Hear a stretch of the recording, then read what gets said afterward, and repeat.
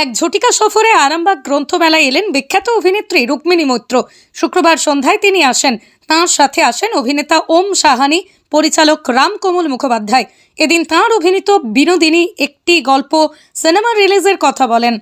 আগামী 23শে জানুয়ারি এই সিনেমার শুভ রিলিজ হবে। সকলকে দেখার জন্য অনুরোধ জানান। এই বিষয়ে অভিনেত্রী রুক্মিণী মৈত্র সাংবাদিকদের মুখোমুখি হয়ে কি বললেন, বিস্তারিত দেখুন 24 আওয়ার্স আরামবাগের রিপোর্ট।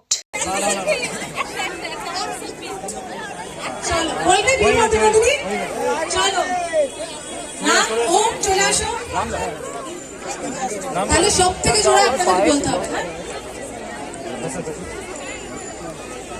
3, 2, 1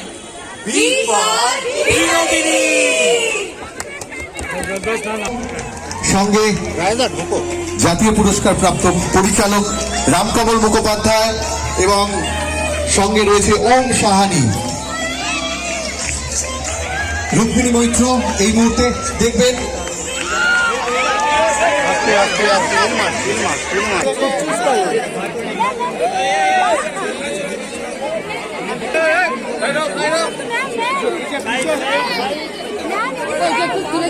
আচ্ছা আরামবাগ, অসংখ্য ধন্যবাদ আমাকে এই আরামবাগ গ্রন্থমেলা নাট্যোৎসবে ডাকার জন্য। খুব ভালো লাগছে এখানে এসে। আগেও অনেকবার এসেছি, কিন্তু এইবার যেন এই মুহূর্তটা অনেক বেশি স্পেশাল।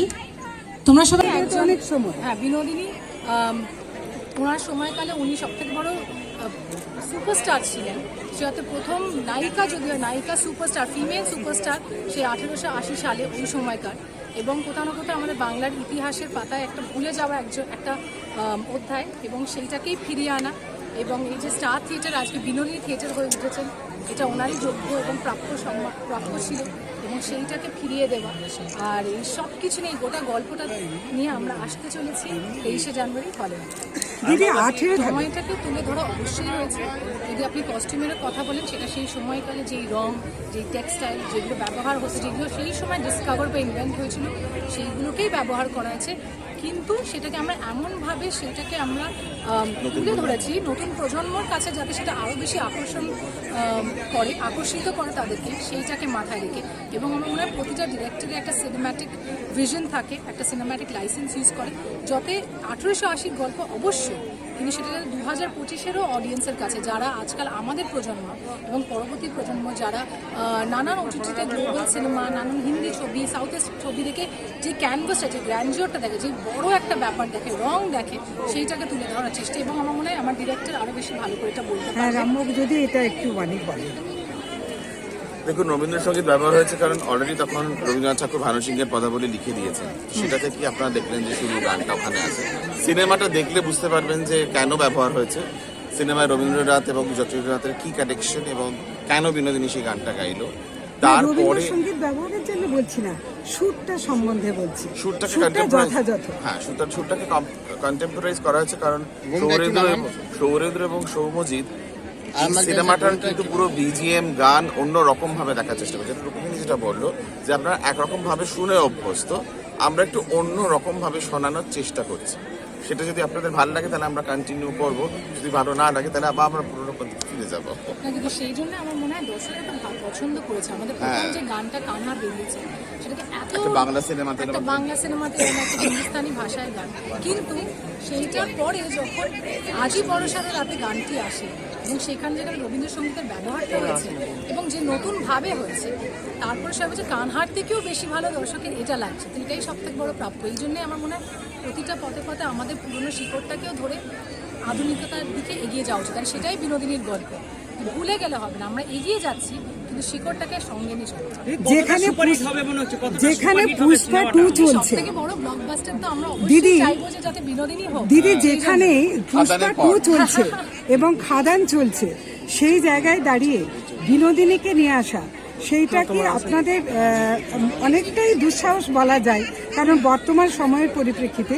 আর একই সঙ্গে এটাও জানতে চাইছি যে আবার কি সিনেমার সেই রুচি কি আগের মতো ফিরে আনানোর একটা কি চেষ্টা চলছে? আমি দ্বিতীয় প্রশ্নটা প্রথমে উত্তর দিচ্ছি যে অবশ্যই সবাই বলছে যে এই সিনেমার মাধ্যমে যে বাংলা ছবি সহযোগিতা হয়তো ফিরে আসবে।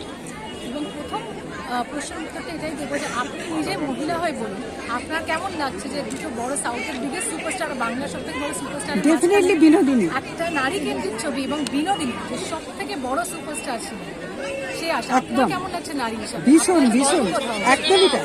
এই যে সাহসটা, দুঃসাহসটা, স্পর্ধাটা যেটা বিনোদিনীর মধ্যেই ছিল সেই সময়কালে, তাই আজকে আমরা বিনোদিনী নিয়ে আসছি, সেটা স্পর্ধারই প্রতীক। একদম তাই, একদম তাই, একদম তাই।